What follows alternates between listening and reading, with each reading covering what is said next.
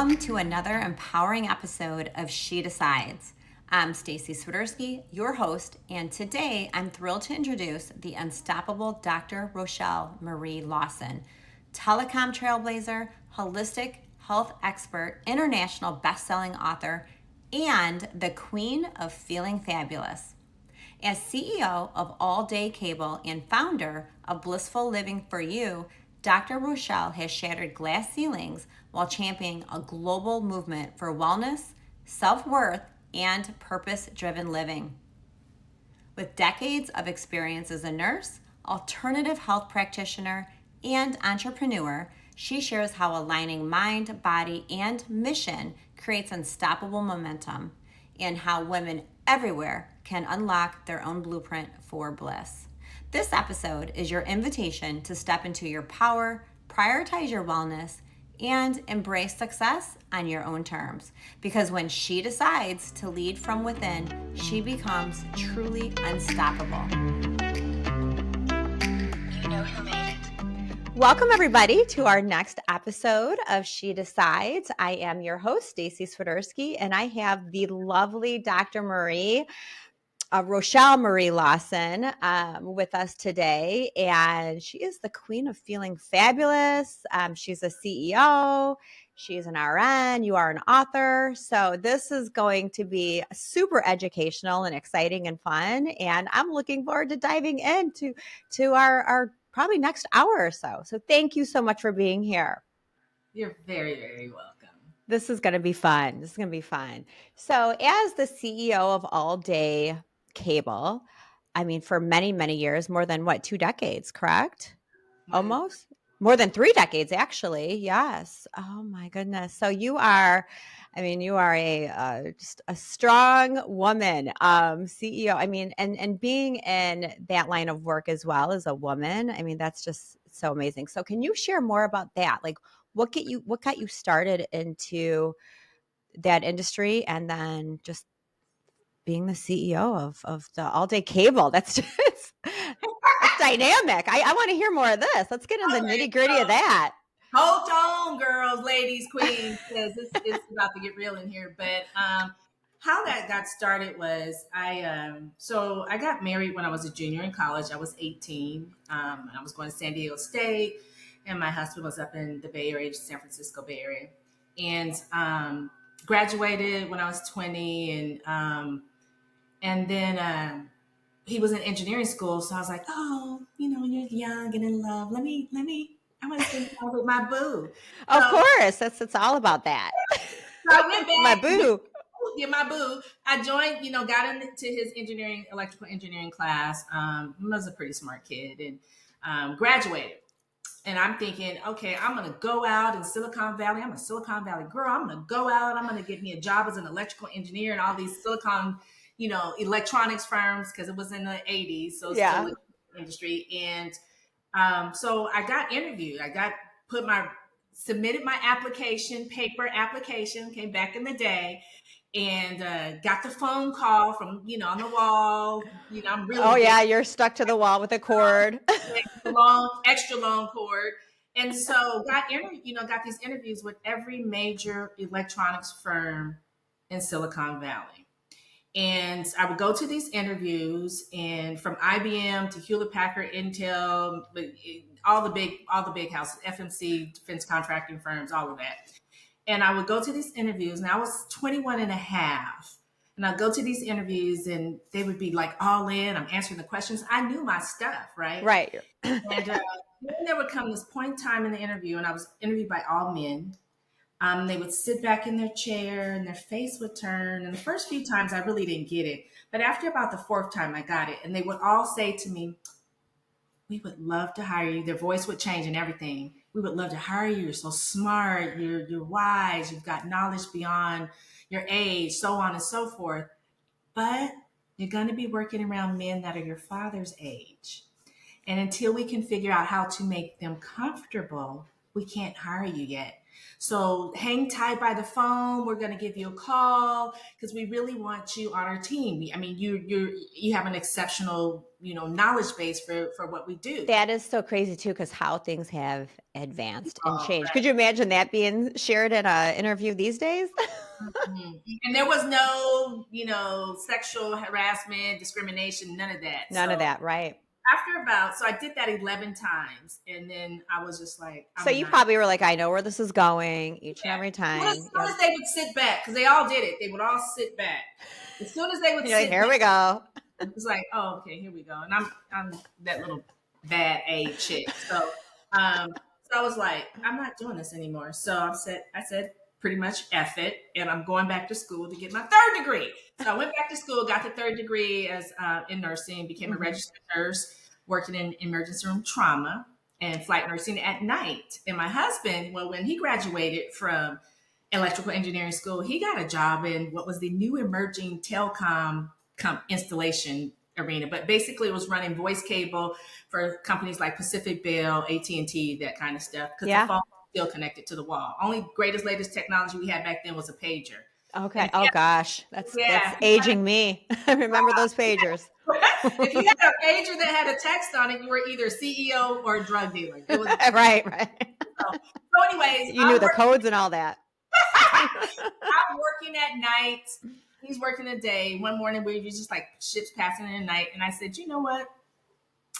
We can start a business ourselves. And he was like, we don't know nothing about starting a business. And I said, well, we can do it. I said, all the customers that You're like, we'll figure it out. yeah, your company sends you to, they're always requesting you. Only send, Daryl to the job. We only want Daryl. So we could do this. So I went down that morning. I didn't go to sleep. I went down to the city of San Jose, got a business license, and pretty much, the rest was history.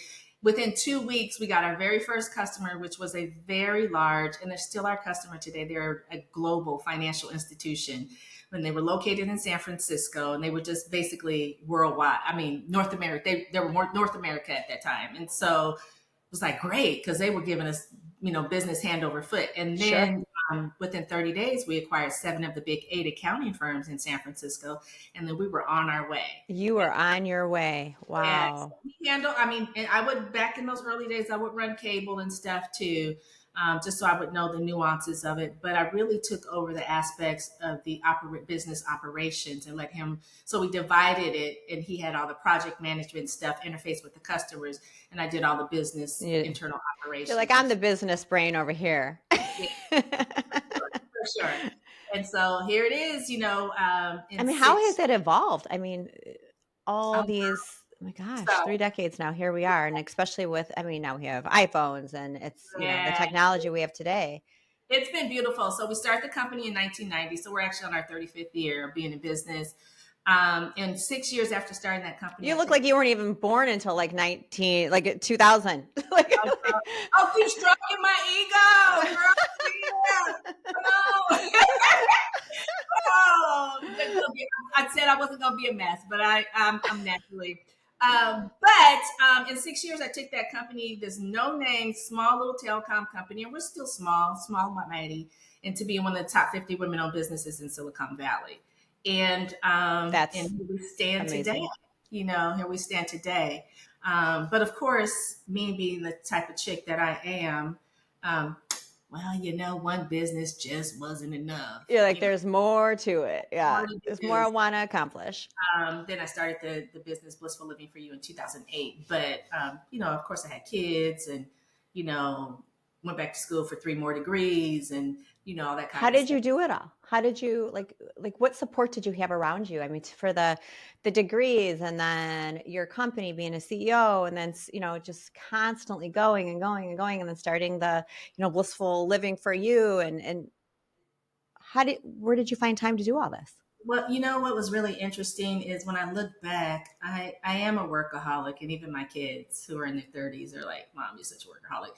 But it just kind of worked out. Like my kids were very active, so I had two very smart kids, and one was a competitive dancer for 15 years, so from 2 to she went to college at 17, and then the other kid was a high caliber athlete. And so they were busy. They did all kind of stuff. So there were times that I would take my computer and I would be sitting in my car, and my daughter would be at her dance competitions, and she danced everything, right? So we were there from day to night.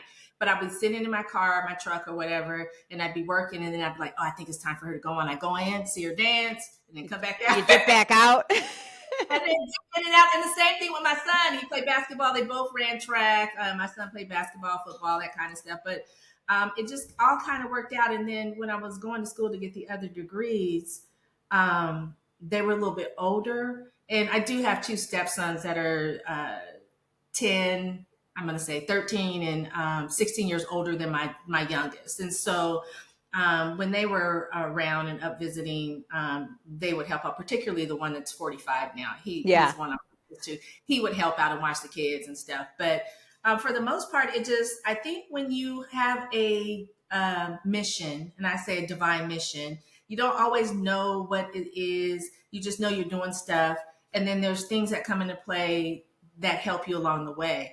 I was grateful for my son to have friends whose parents would take him to basketball practice or to, football practice or to track practice or whatever. And same thing with my daughter, and sometimes the two of them together. I was always, and with the husband, he traveled a lot because we did the whole Western region of the United States.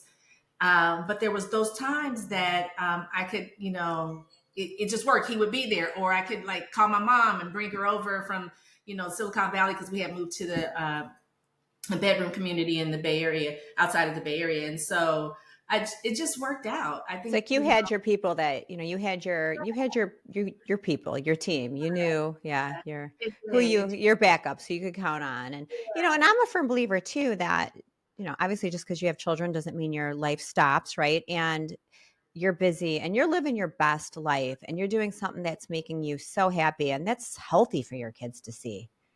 Yeah, it is so healthy. It's funny because my kids, I think they always realized that I'm a hard worker and always was at everything. I didn't miss anything. But they've come to the age where they're very appreciative because they realized what I was doing was monumental. There's not a lot of ladies that could do what I do, run a business and then have these kids that are very active and travel a lot and still hold it all together. I cooked, and this is a funny part, I was the mom that cooked breakfast, lunch, and dinner for my kids when they were at home. And then when they were at school, I cooked breakfast. They went to school with a hot breakfast and I always came home with a hot dinner. And they had a dinner. Yeah. And so people are like, how do you do that? I'm like, I don't know. I think it's my Black roots and my Sicilian roots, and that's just how I grew up. And you've instilled that work ethic in them, right? So they see and they're just like, yeah, my mom is, she's killing it, and I'm sure they're so thankful for that.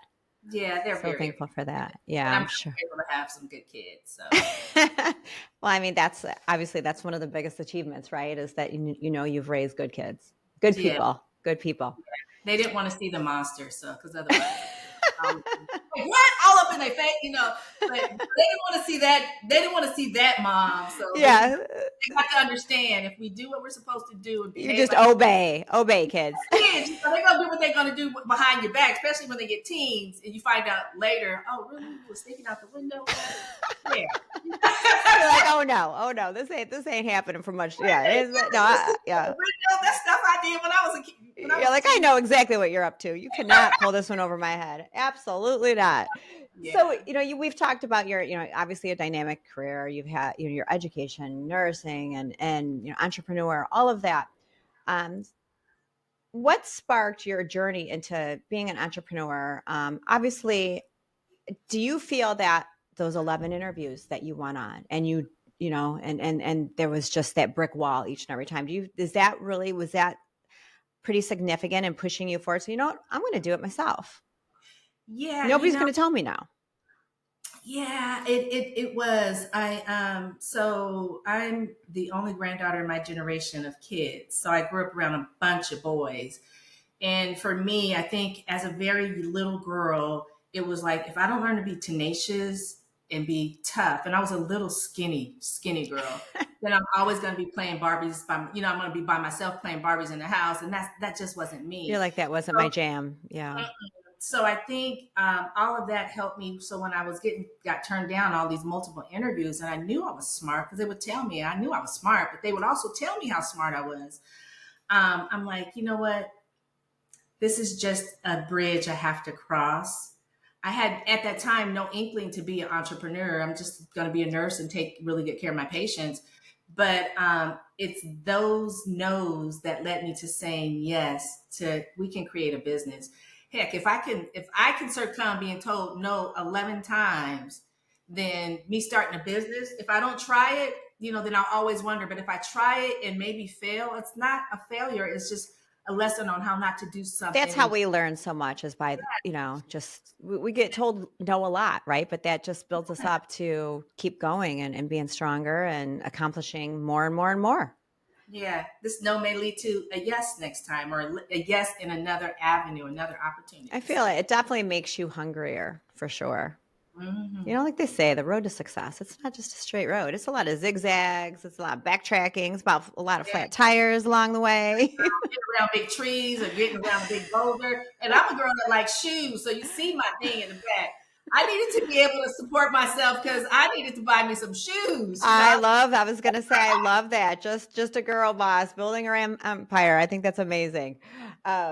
I love it. So what inspired you to launch? Let's move forward to your Blissful Living for You. I think that's so empowering. And how has it evolved since you've started it?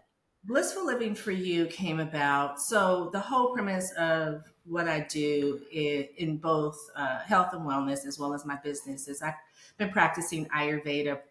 How old am I?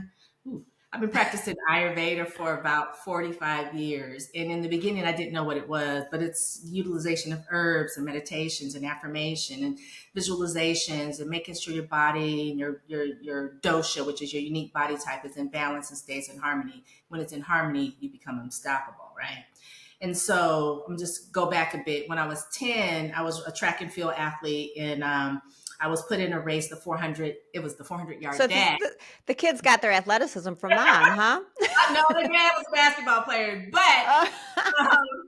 I was put in this race and I was losing. And I was at practice one day and I was just crying and I was so frustrated because I hated to lose. I was this down low girl that no, I'm competitive here. I'm not losing. So this gentleman was, doing stuff in the middle of the track, and this was at San Jose City College, and he comes up to me, he's like, "What's your name?" And I tell him, "Rochel Marie." And he's like, "What's wrong with you?" I said, "I'm always losing. This coach put me in this race. I hate this race. I'm always losing." He's like, so basically he told me, he said, he took me under his wing. He taught me about affirmations. He gave me my first affirmation is, I'm a winner. I excel at everything I do. I am a winner. I excel at everything I do.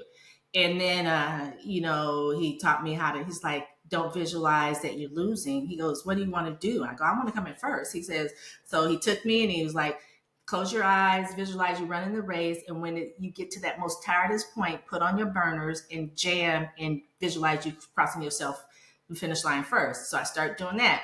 And then he told me about meditations. And he says, before you get out of bed in the morning, think of something you want to do, something you want to accomplish, and just get quiet and sit with it and do like 25 deep breathing in and out. It was simple, very simple stuff. So I started doing that. And lo and behold, I started winning. I started going from last place to I was first place. And I ran that race all the way from 10 through college. But here's the thing. That was the first time that anybody had told me anything about holistic things. And so as I aged, I had been suffering with an undiagnosed medical condition for 17 years, went to all kinds of doctors. They couldn't diagnose what I had. And one day I was already working as a nurse and I had this download and got 9 steps to heal myself holistically, which happened in 9 months after suffering for 17 years. So again, it was holistic practices.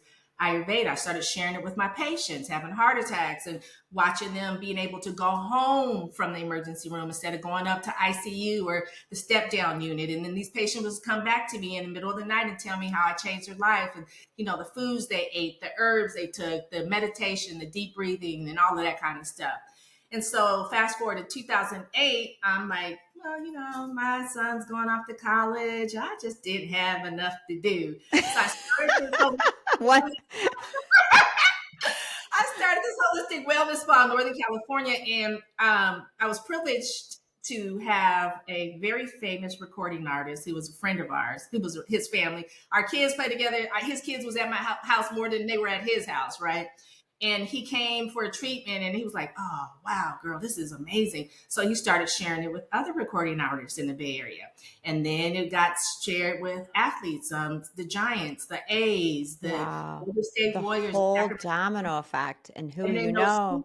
CEOs in Silicon Valley where I couldn't get hired as earlier, 20 plus years, they started coming to drive in an hour to come see me in the spa. So I was like, and I loved it because I was able to help people really to transform their lives. And I got an opportunity to speak at the International Medical Association's conference for many years, teaching physicians about how detoxification is a key to longevity. So long story short, 2011, I met these ladies. They said, you can take your brick and mortar business and make it global and you'll be able to serve more people. And so I went from brick and mortar to being an online global business. And then I really focused on helping women because we put everybody before us. We'll take Yes, care we of everybody. do. We don't have time at the end of the day to take care of ourselves. And I've seen it. I see the good, the bad, and ugly of it. Remember the ER trauma nurse, right? And so I'm focusing on women and women entrepreneurs and women that are professionals wanting to get to C-suite because we will neglect everything to get that goal. And then we get there and we're feeling like crap. Right. And then we're overwhelmed and we're exhausted and we're like, now what do we do? And we're not happy. Get rid of high blood pressure, mental health challenges. Exhaustion. And yeah. Well, Girl, how significant too that like literally it sounds like this stemmed from way back when, such a powerful message when you were running track, right? I mean, and then it stuck with you and then it just over the years and it evolved. I mean, and the fact that like this person is obviously is so meaningful now and yeah, it's like those lessons in life are like they're game changers, total game changers. it is, and I'm so grateful that this athlete, pulled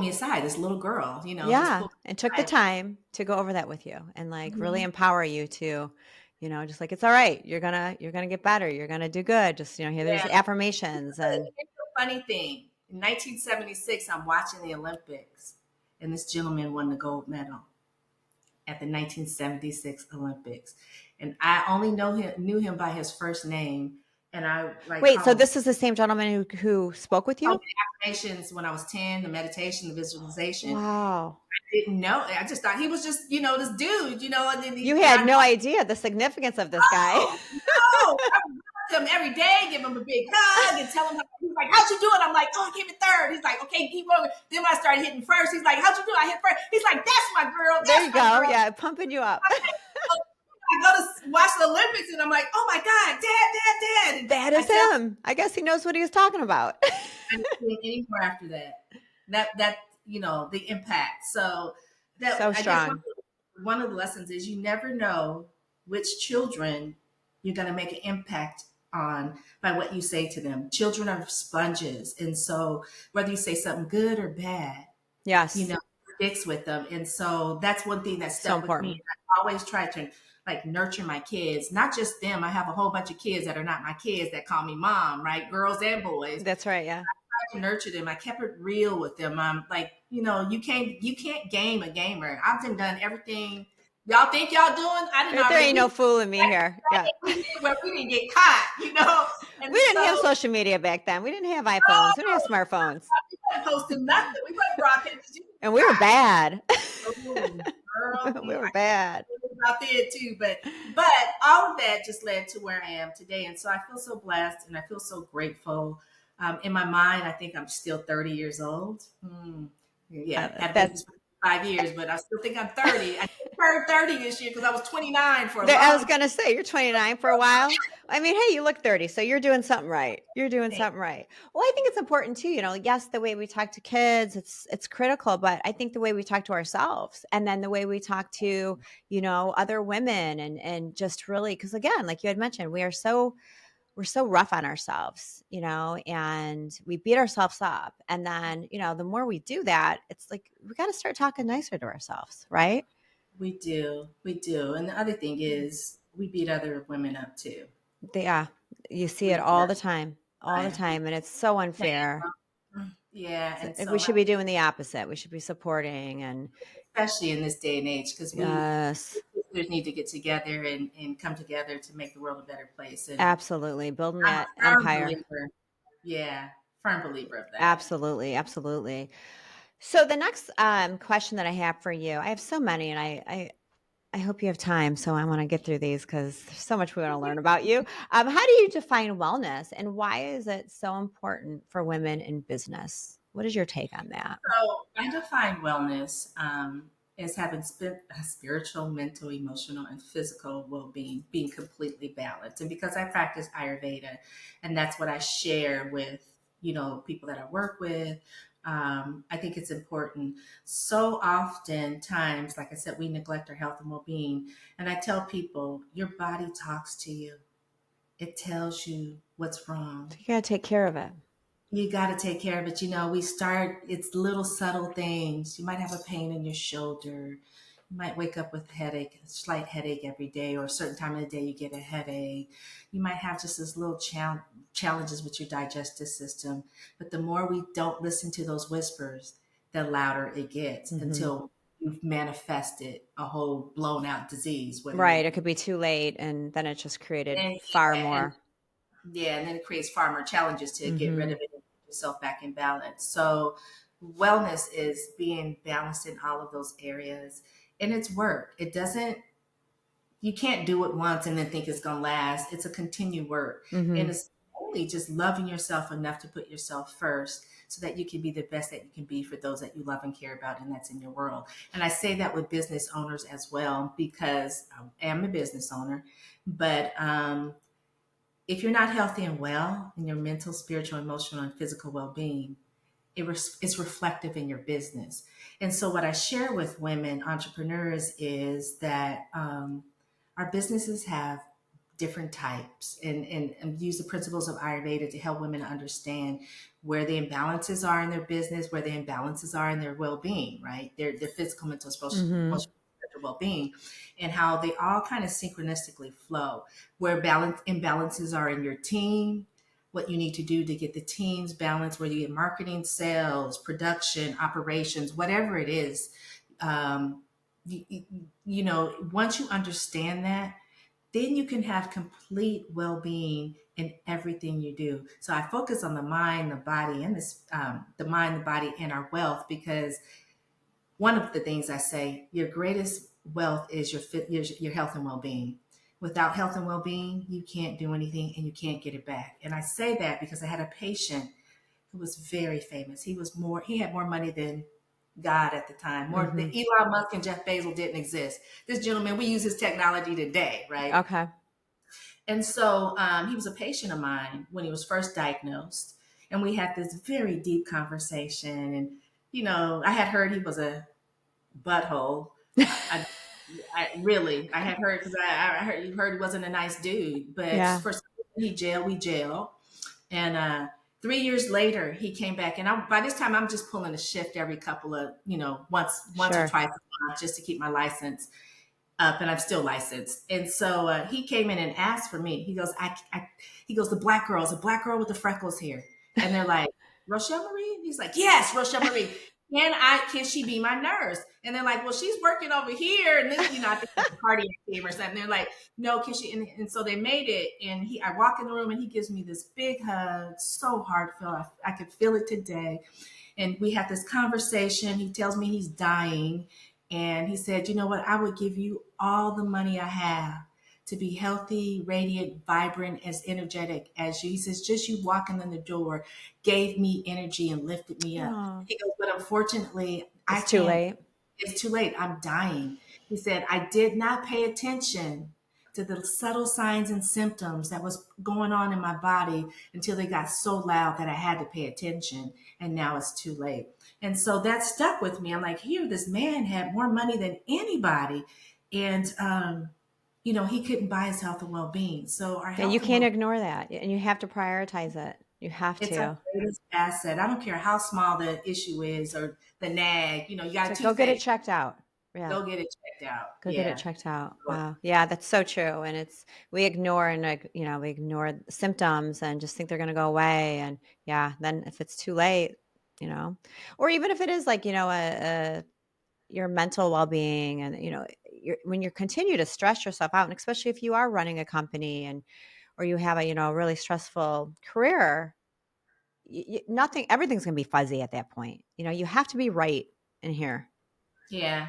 Yeah, And especially when you have a leadership role and you're responsible for your direct reports under you, and to be the best leader or boss that you can be, you got to be true to yourself. yes, So yes. important. I mean, And it's it's just okay to ask for help, particularly people that struggle with mental wellness challenges. It's okay. It's not being weak. It's okay to ask for help. yes, and It's just prioritize yourself. Yeah, I loved your message about before you get out of bed. Like, think of it. Well, what do you want to accomplish? What do you want to do? yeah. Yeah, I think that's Mhm. a great way to start out. Your day, and just to set your thoughts straight and your priorities and keep them all in check, right? Um, Yes. so Yeah. you're known as the queen of feeling fabulous. What daily rituals other than that and habits do you swear by to maintain that energy? Share us all your secrets. So of course, first before I get out of bed, I'm spiritual. I'm not religious, so I have a conversation with the divine, thanking him for the grace of that's the very first thing. And then I'm really connected, and I know this is woo, but I'm really connected to the angels. Angels, I've been like that since I was a little girl. I used to get in trouble for stuff because I'm very intuitive, which made me an excellent nurse, right? Because I could see illness Yeah, and disease. yeah, the intuition. You're like, I got you. Yeah. So I have a conversation with them, and then I wrap myself in a bubble of positive energy, vibrations, and frequencies, and then I get up. I mean, it seems like it takes a long time, but it's really like just a couple minutes. And then, of course, I do a meditation, short meditation, and I do a journaling. I journal Oh, every you're day. okay. Yeah. I journal every day, every morning, and I write 3 pages. Sometimes it's deep stuff, that I Wow. can share with people. That if I share it, we're gonna be in an argument. And sometimes blah Like, blah this blah is blah. private stuff. Right? Sometimes it can be what I want to do for the day. Whatever it is, whatever is in me comes out on those three, You and I write make it sure. down. Yep. And then I start my day. I eat healthy. I eat what's right to keep my fire, because in Ayurveda, I'm a pitta dosha, which is fire, full of fire. And so I always have to keep the fire balanced within me. So I drink green You like juices, your I juices. Okay. Okay. do smoothies. I am a gym rat. I've been a gym rat for about 40 Oh, wow. years. I want to say, just it's the track and being an athlete when I was a Yeah. kid. But I realize it's important. So I go to the gym because it's like orgasmic for me. It's like, one, I get creative ideas. Two, if have any stress, if I'm super pissed off, where that fire is going to Yeah. turn into a volcano, You're like, I this is going can. to be a good workout today. I need to release this because otherwise I'm gonna cuss somebody out and Yeah, hurt that's right. somebody. Um, I'm going to get it out in this workout. I'm going to do, yeah, yeah. and then I make sure to love on myself, and I don't. We all can get caught up in our own negative self talk. Yep. I try not to do that. Even me. I mean, sometimes I struggle with it. Am I having a bad day, or business is like not going what I want, or this person just jacked up something, or whatever it is. Yep. Or me. You're I like, really don't. I gotta let this out. I'm hitting the gym. Yeah. Yeah. So I do that, and then I have a beautiful Australian Shepherd. I'm a Oh, love it. So I have a beautiful Australian Shepherd that I just give all kind of love to. He's my baby, and he's like his mama. I love Um, it. and so, yeah, and that's pretty much how I, do my day. But I make sure I eat right for my body type, so I stay in balance. And I didn't share, but I think I may have mentioned it. I suffered 17 years with an undiagnosed medical condition. Saw probably over 100 doctors. And I'm from Silicon Valley, so I was always going to Stanford. It started when I was 8 and ended when I was 25. Wow. And so I understand the true value of having health and well-being. I have no medical issues. That was going to be my next question for you. Yeah, So, and I know like the holistically and yeah, and it's just a blessing. I think wow. it's just a Well, and blessing. that's, you're listening to yourself, right? And then you eventually like, no, I'm going to I'm going to figure this out. And Mm-hmm. now here you have no medical issues. I mean, Mm-hmm. that's remarkable. And then you're able to pass that on, right? And Yes. share that with, that's just amazing. So what do you say to women who feel like they have to choose between being successful and being well? Be well. Yes. Yes, Be that's well. right. The success will follow. Yes, yes. Yes. You Because when can you're you can healthy, do both at the same time. yeah, exactly. Focus on being well first. And then when you're well, then anything you want to do, you'll be success at. Yeah, you're going to have some challenges and all of that. Yeah. But if you're healthy and well, it's a lot easier to handle the challenges that may come upon your path than it is when you're not healthy and well. So Yeah. be well. Yeah, Be well. absolutely. Yes. Yeah, be well. How has your nursing background influenced you, how you lead and build your businesses? I know we talked a little bit, that was your third degree was when you went back for nursing. Yes. Oh my goodness. How do you feel that has influenced you to really lead and, like I said, build businesses? I mean, the fact that you have two dynamic businesses today and doing both. Um, I think my nursing career, for one, helped me to understand the prioritization of what's the most important thing. So when you're doing trauma and you're doing emergency room nursing or even flight nursing, which is just a whole different because you're flying in some very yeah. traumatic, right? But when you're doing trauma, the people coming in with the multiple gunshots or in cardiac arrest or things of that nature, you learn how to prioritize what's going to kill somebody first, right? And the same principles and things that I learned as a nurse, prioritizing my patients. I could have 5 people having a heart attack at the same time, but which one is the one I It's need like to you're focus? thinking on your toes. Like you're just like boom, boom, boom. Yeah. Yeah, yeah. And so the same thing. So I took all of that into my businesses. Like, what is the priority for my business? What is the thing that if I don't pay attention to is going to be the most detrimental to the business?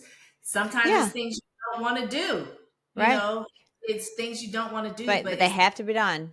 exactly. And so I think the nursing really helped me. And because I became a nurse at such a young age, I think it really helped me when I started the business to understand the wherewithal of really prioritizing the greatest thing that will make you successful. It's not the easiest thing. It could be the most challenging thing. And same thing with the emergency department. It's not the easiest patient. It's going to be the one that's having that's flipping in and out of VTAC, and Yeah. they're getting stressed, they're going losing consciousness. When you're able to save them and bring them back, so to speak, where they're in normal sinus rhythm and they're coherent, and instead of going to the morgue, they're going They're upstairs or going, yeah, right, right. They're going to go um, heal. yeah. So Yeah, and you had mentioned you still have your license as well. Right?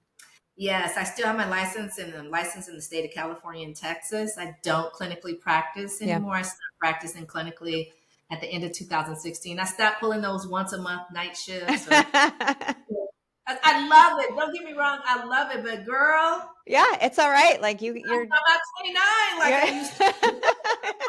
See, you're listening to yourself, right? You're prioritizing yourself. You're practicing what you preach there. Yeah. But then, with the way technology is, the wisdom I have, the wisdom I've obtained over all these years of being a nurse and just my own challenges with my health and well-being, I thought I could share the message more globally instead of having 6 patients or whatever. You can, I could yeah, a much further reach. 6,000 people at one time or 6 million people. So Yeah, yeah. yeah, Yeah, and being open to change, I think it's crucial, right? As we evolve. So that brings me to my next question for you. What advice would you give to women over 40 who want to reinvent themselves or launch something new? do it, girl. Just do it. Look, put on those 5-inch heels. Just Get those and shoes. walk around. Right. Okay, you notice I said started with the shoes first. Get Yeah, that I love it. sexy I dress, love it. whatever you want to do, and walk around the house like you the baddest catwalker in the world. I always say Naomi Campbell, nobody walked the catwalk like Yeah, yeah. Naomi Campbell. Girls today can't do what they did back, and Naomi was so bomb. So And get on many your a right. time she did that. She probably was having a bad day. She's not in the, but she put Yeah, those heels on. She walked it and she owned it. the men and the women all pause, right? They like look like Whoa. so, so I say do that. Yep. And then absorb that energy and then take it into whatever you want to do. When you reach 40, you don't owe nobody any explanations. No. Or an Hell, apology, nothing.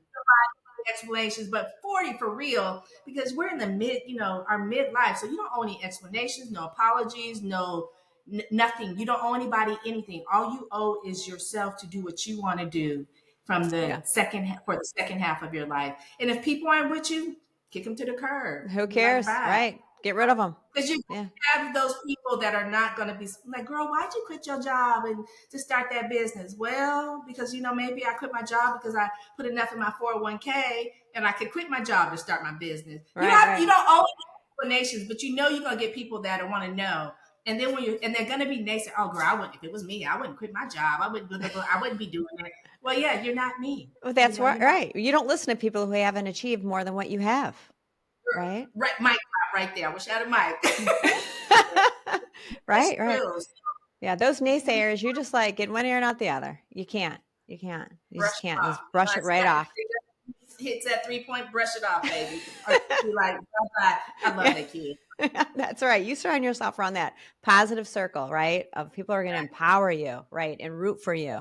They can be real with you, and then that's okay. But as long as they're not, putting you down and just, talking that unnecessary negativity that is just going to make you start doubting yourself. And you can't doubt yourself. You can't. Exactly. So you've written several books. What's one message that you always try to leave your readers with? Be fierce, fearless, and unaffable with, and everything. Hey, you can drop that F-bomb. You can drop it. You don't got to decode it. I have a book that I did. It's called Unstoppable: Being Fierce, Fearless, and Unfuckwithable in Business. Love it. And so the funny thing, and that's my favorite word. Yeah, I know. Love it. So, it's like, ladies, we got to do what we got to do. But when that particular book is the lead author, it was a collaborative book. And I brought 21 other ladies together. And I said, if you had a message you wanted to leave for your granddaughter, your great granddaughter, your future granddaughters, so to speak, you're not able to see them, meet them, talk to them. What is one thing you want to share with them that you wish someone would have told you? And that's what the book is composed of. So it's about tips about business and how to be. Oh, God, I got to get my hands on that. That sounds. It was such a beautiful book. I mean, I've written some books, but that one I think is my favorite because when I was thinking about it, I was thinking about my grandmothers, my Sicilian grandmother and my Irish and Native and Scottish American grandmother, Black, I was thinking about them and I was blessed to have them in my life up until I was at least 25, 26 years old. But there are a lot of people that lose their grandparents early, right? Yeah. And I never got to meet my great grandmothers. And so I thought about my daughter who, my 2 biological kids don't have any kids, but their brothers between them have 8. So I thought about my daughter and I thought about my granddaughters from my bonus kids. And it's like, well, what do I want to share with them? I want to keep it real, and then with my kids, I'm like, if I never get to meet them, I want them to have something that they could say, here, your grandmother wrote this, read what she had to say to you because she was talking to you, even though you weren't born or even thought of yet. And so it's just words of wisdom that can be passed on to our future. That's amazing. It's like you're leaving this, this legacy. Yeah. Love it. I think about it. It's very heartfelt. And so Yeah. get a copy. Yeah. When you have your feet, you're like, I didn't write this, but I'm going to be taking some of this. I'm going to be copying. To you. Yeah. I'm going to be advertising you, marketing you. So if you could go back and give yourself one piece of advice, what would that be? Your younger self. Okay. So if I went back and give myself one piece of advice, I would say I would start when I was about 7, 8. And I'd be like, you can do anything you want to do. You just have to believe that you can do it. And the reason I say that is because I had some naysayers when I was young. I used to say, I was called Princess. It was a nickname. And so, I'm Princess with all these boys. And I know you have a crown. Oh yeah. Oh wait, let Let's me. see. You grab that crown. Oh, I love it. I love it. I love it. You got the Um, crown and the heels. yes, girl. A family member that was hearing me tell the boys that I said, when I grow up, I'm gonna be a boss. I'm gonna own a company. I'm gonna work around the world. Now, how would I know this? Because we didn't have no technology, right? And she was like, "Who do you think you are? You know, black girls don't grow up to be bosses. You say, Black girls watch grow." me. Well, I couldn't because she would have whipped my behind. But Okay, you thought it. I sure did. I had to, and I used to always get in trouble for my mouth, so I was like this. But she said, black girls grow up to be employees. We work for white people. We don't grow up to Oh. own our businesses. We don't. So, do you think you're better than us? And I'm like, no. And she says, well, get your butt back out there and play with those boys, and don't let me hear you talking like that. I better not hear that again. Went outside and said, when I grow up, I'm gonna be a boss. And I'm gonna be a bad boss too. Yeah, you can be whatever you want to be. Don't just believe in yourself. I If love you don't it. believe in yourself, no one else is gonna believe in you. I mean, and think too, like when you were, when you were younger but you had the spark inside of you that you wanted to be, a boss, and you really wanted to just feel of importance and just put yourself out there. And this was back when it was so difficult, right? So difficult. And the fact that you achieved that, and despite of all the interruptions that you might have had, or the people telling you no, you can't do that, like your aunt. And so especially now in these days, I mean, again, like you going back to what you shared before, it's like us women, rather than tearing each other apart, we need to come together. We need to lift each other up, because we still have a ways to go. A We lot still have a of way. ways to go. So it's so important. So just being a voice, and so what you do is just so inspiring. Oh, thank you. um the queen of feeling fabulous, you feel you're so inspiring. And then hosting your Blissful Living podcast, and being a voice for other women. That's just what we need. And that's why I started this podcast, is just to really lift up. And if and if, that feeling, if we can help just one person that is listening, that is truly what it's all about. Somebody that maybe is ready, they're on the edge, they want to give up, they don't feel like they have support, contact us. We will support you. We will, and so important, to be Yeah, able to use that voice for just the greater goods. it is. It is. You never know whose life you're changing. Um, just simple things like when I moved to Texas, um, living in Texas majority of the time. When I first got here, people are holding the door open for me, and I was like, "Dude, we don't do this kind of stuff. How you doing, ma'am? Good morning, ma'am. We don't do that in California. You know what I'm saying? It's not bad. It's just the way it is. You know Right, what I'm saying?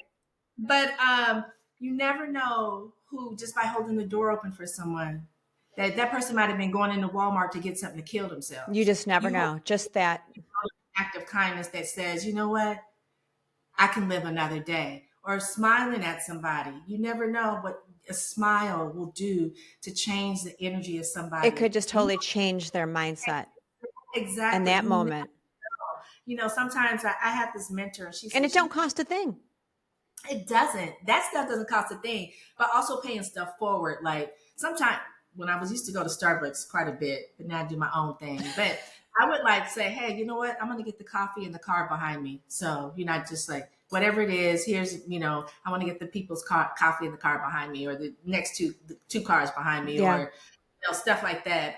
Or at a this is a favorite, at a dinner, having a nice dinner, and you see like an elderly couple, Oh and my goodness. Yes. you know what? I want to buy. Are they drinking wine? Let me buy them a bottle of wine, or a good wine. Or you know what? Let me pay for their dinner. Yeah. You know, don't and you can tell them it's me after I leave, but don't tell them it's me when I'm here. Right, You know right, what I mean? right. Yeah, yeah. I don't want the recognition. It I just makes you just feel want good. that. And Makes I've you been feel good. blessed. So my thing is, I've been blessed, and you know, blessings are not meant to hold like this. Yeah. They're meant to share with You want other to share people. those blessings. You get it's reciprocated back, and so yeah, this just the way I think. Yeah. You had mentioned, and I cut you off because we were talking, it's so much, like I said, I just want to pick your brain. I just want to get in there and get this information out. But you were starting to say, your mentor, you were going to share something about your mentor. Oh yeah, she was the one that mentioned how she would do that. Like she would, pay for, and I was Hmm. like, oh, pay for somebody. Oh, I didn't even know you could do that, Yeah. or like, give somebody like a spa treatment or just, Right. stuff like that. And I thought, you know what? I've been super blessed. I want to pay it forward. I want to share my blessings. The more you share your blessings, the more abundance comes into your Yeah. life.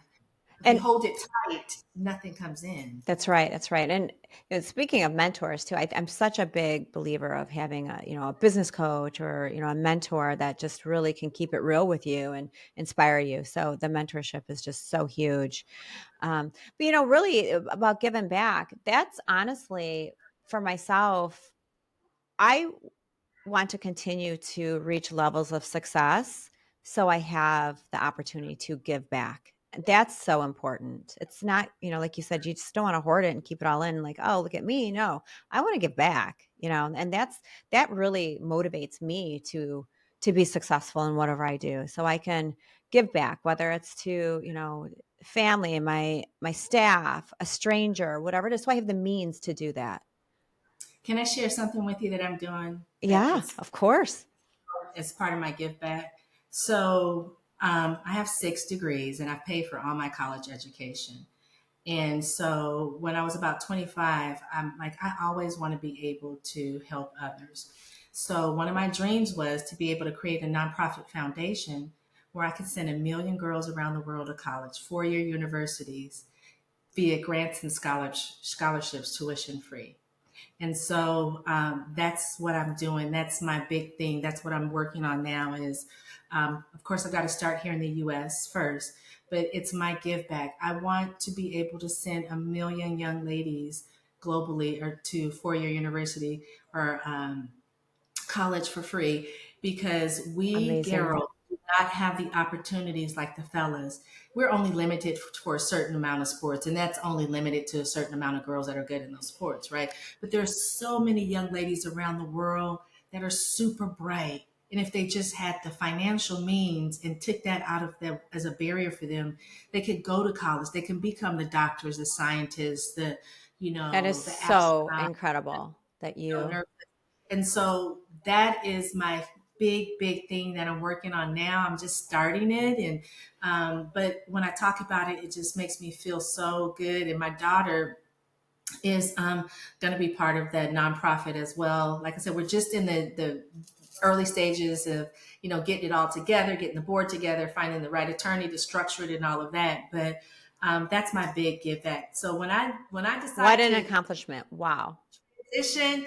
I'm gonna be sitting here with a big old smile. Oh my And, gosh. I'm going to have to I'm definitely going to keep following you because I want that is a celebration. That is amazing. And again, giving back is just and you hit the nail on the head. It's like you have the males that they get the free rides through college because athletics. My son, my youngest son, he does amazing in baseball and so he's that's been paid for and it's we're very blessed and all of that. But and then even beyond that, they can utilize that whether they go pro or whether they go into coaching or whatever it is, and they're getting paid well, right? Women, yes, even if they do get some type of scholarship for athletics, we'll just use that for an example. After that, where do you go, right? You're very limited in what women can do for, professionally in, athletics. So that is just wow, that is amazing. So kudos to you. Wow, you are literally building that empire. I mean, you're going to have this umbrella of so many success stories. That's dynamite. That's amazing. I Wow. just give back. I mean, I just know what it is to be, that girl struggling. Particularly when I went to college at 16, and yeah, I got a scholarship that paid my room and board, but I had no money. Right. You're right, right. For crazy stuff to make some money. You know what Right, I mean? right. I got to figure it out. Yeah, I got to figure it out. Got to Yeah. figure it out. I'm riding my bike 10 miles or whatever. Whatever it was. And it wasn't even my bike. I had to borrow I had to borrow that too. bike. So I just don't want to have our young ladies that have the knowledge skills and want the tenacity and want to do more than what their circumstances allows them to be hindered by. I can't go to college because of Right. Yeah. this. And that had be a hindrance to where they just don't achieve and they, for whatever Yeah, reason. And, you know, is that even if, there was I'm not maybe they sure who would said, I think it achieve was it Thurgood later Marshall on in said, life or the whatever, mind maybe is a not, maybe terrible they thing to would, but to be able waste. to And have so I just think of that all these support girls from you around the is just going to world be amazing. that have these brilliant minds, but because they will never ever get that quote unquote education that can take them to the next level, that maybe their minds might be just come a field where waste is sets up in, and and leads them to destitute situations and lifestyles. So I don't want that to happen. The next bit of information I can't wait to dive into is this is the fun part of our podcast. I love this part. It's the rapid fire questions. Easy peasy, but it's just, it's a, I always love this because after speaking with our guests, I always think I'm like, I know how she's going to answer this. And then I'm surprised to know it's not that answer. So these are fun. So are we ready to get to it? Go girl. All right. So here we go. Your go-to, this is fun. Your go-to pump-up song before a big day. Oh man. Ooh. Yeah, and there's no prepping for these, right? So I'm getting you right out of the gates. I think it's gonna be Janet Jackson. I'm in control. Oh, I love it. Janet Jackson, I'm in control. Yes. That is so crazy that you're saying that, because earlier I almost interrupted you, but I was just so listening to what you're saying. But you remind me. So your smile, have you been told that before? I'm going to. Oh, but I'll take that as a big Oh, compliment because I need some Janet. she is gorgeous. Did you see her performance on the AMAs this year? I've been to every concert that she's done in the Bay Area. Really? She came to Texas and that was my first year here. I'm like, oh, Janet's coming. I'm going. If I have to go by myself, I'm going. Yeah, I'm going. But I didn't see the AMA. I think AMA. Yeah, AMA. I didn't see it, but I saw a clip of her. I'm like, that girl can still dance. She can. I mean, she was doing hip hop before hip hop was hip hop. I mean, she is amazing, and she looked absolutely stunning. I have a story about Janet. Tell me. Okay, so quickly. So I had a girlfriend that was dating one of the members in the band at the time. And I was a huge Prince fan. Girl, I just got Prince. Just love me some Prince. I love Prince. Anyway, I'm in LA. I cried like a big baby when he was, when he left us. I was in St. Martin on the beach when I found out he passed away. But all right, so anyways, we're hanging out in LA. Jimmy Jam and Terry Lewis is there working on Janet's video along with the other band members at the time. They set me up, and because they knew I loved Prince, so they set me up. I got to meet Prince. Oh, and how was he in person? Was he as sweet as? Just luscious. Oh my goodness! I was like 19. So yeah, and he seemed like a ladies' man too. So he took my hand and he said, "Are these fellas treating you right?"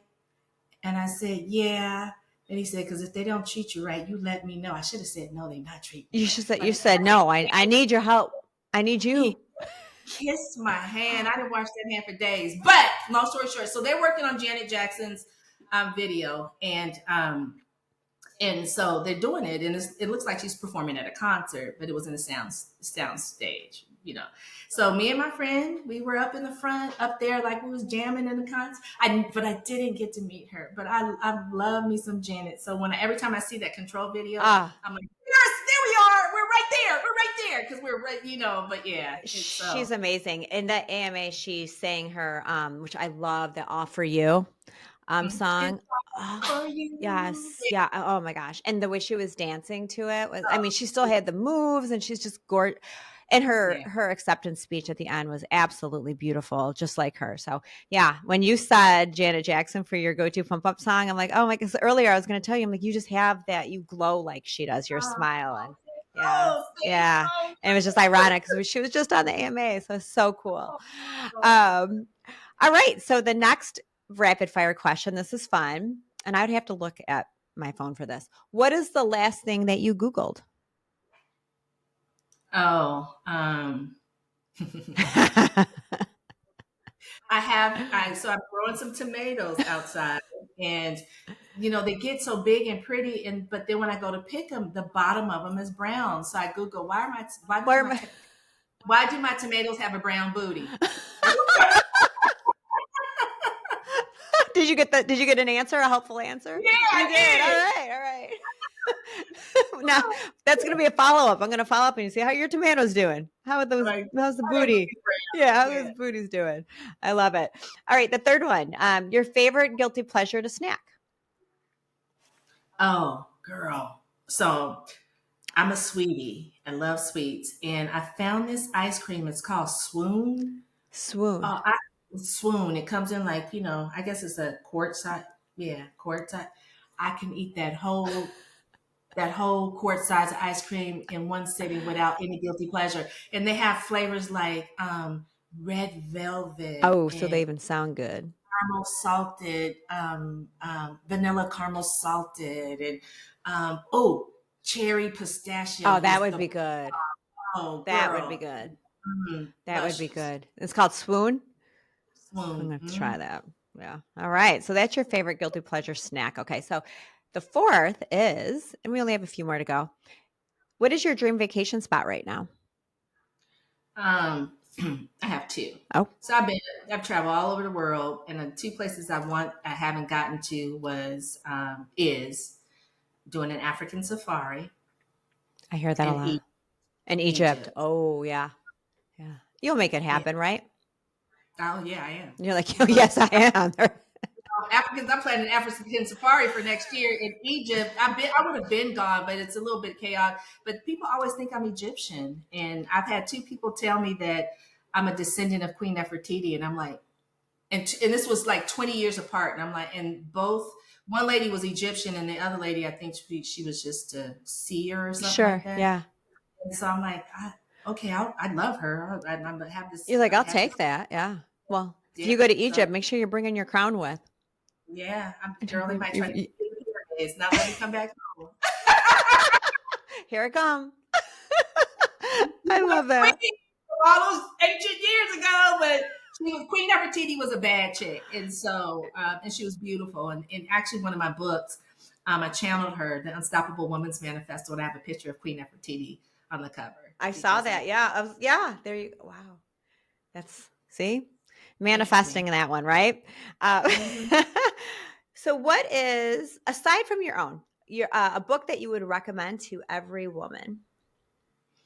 I know this probably has been beaten over the head with the nail head, whatever that saying is. Yeah. But I would say Think and Grow Rich. Think and Grow Rich, for sure. And then I've got another one that is really good that just came out this year. It's the Master Puppets Bible or something like that.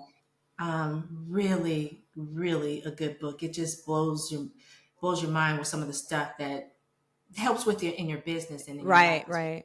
There's also a Think and Grow Rich version for women. I was gonna ask you that. Yes. Yeah, Shear and Lecter, and I have that one too because I like because there's a couple versions, for the women. Male aspect but I like because she gives it for females, and it's the same thing, but just written for us ladies. So. Yeah, right.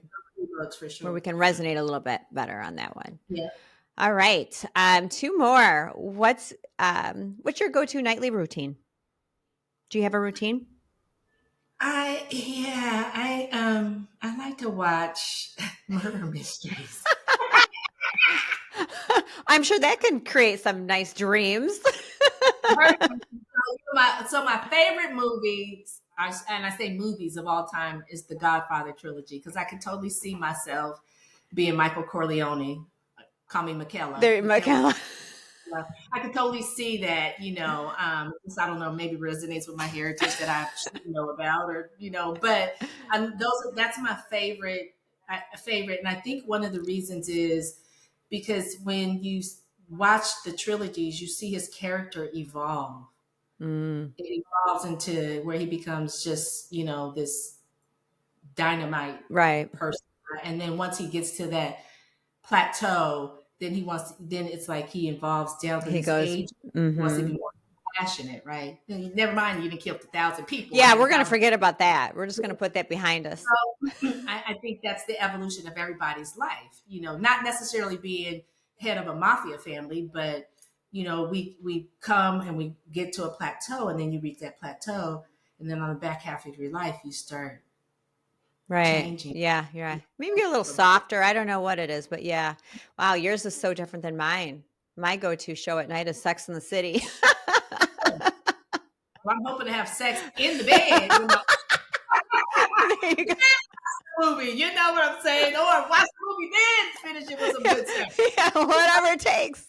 I'm just that type of girl. You know, when I was young, I said I probably was a prostitute in my I'm like, because I love having sex. And they're like, really?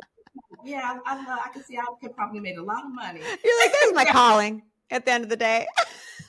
I love it. Oh, that's hilarious. That's hilarious. Oh my gosh. All right. So our last and final question. This is always a good one. If you had a superpower, what would it be? If I had a superpower, what would it be? I mean, you already have so many superpowers, so something that you don't already have. Being able to fly. Oh, yeah. Be able to fly. I think I think when I'm up in the sky, because I'm an air sign, I'm a Aquarius. So when I'm up in the sky, even though I'm sick to death of flying 100,000 plus miles a year, but when I always sit by the window and I like to look at the window, out the window, and just see what's below, and it's a whole different perspective than when you're down below in it, you know, and the clouds are beautiful, and I just feel so connected to the divine and my divine team, my angels, and I just feel so much closer to, you know, my parents who have passed away, my grandparents, and you know, it's like a sense of calm. It would be really calming, and just gives you a beautiful, as they say, bird's eye view perspective of life. Yeah.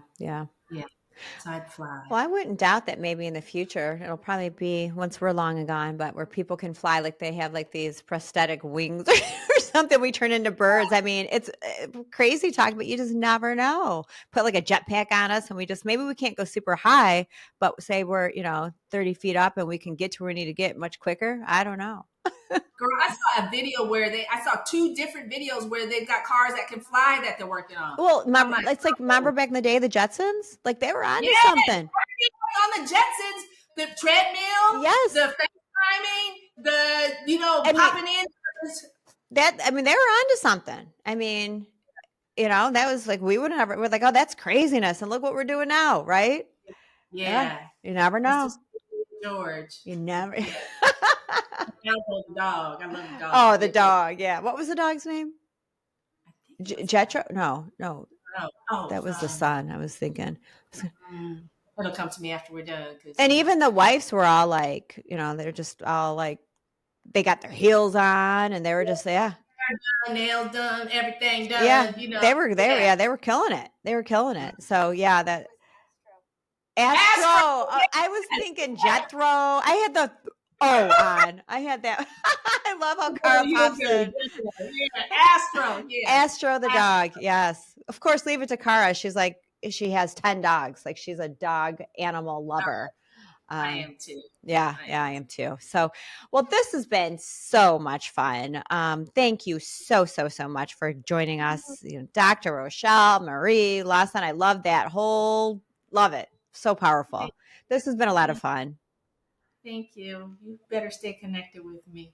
This has been great. And I can't wait to follow you and just see all the amazing things that you continue to do, and sending all these, women to these young women to colleges, and just making the life such the world a better place. So I'm trying. You've been amazing. I could literally talk to you all day. Well, thank you. Thank you. I've got a new friend. Oh, I love it. And that's a chick like me. Yes. So, girl, we got a badass friend over here. Walk into a bar, restaurant, all the men will pause because all eyes gonna be on us, and they women gonna be like, "Oh my God." We got our heels on. Like Naomi Campbell. That's right. Everywhere we walk is gonna be our walkway. I love it. It don't matter where we're going. We're going out to the car, going to the grocery store. It don't matter. Yeah, exactly. That right there. It's all about the confidence. That's right. Makes you feel good. But thank you again so much.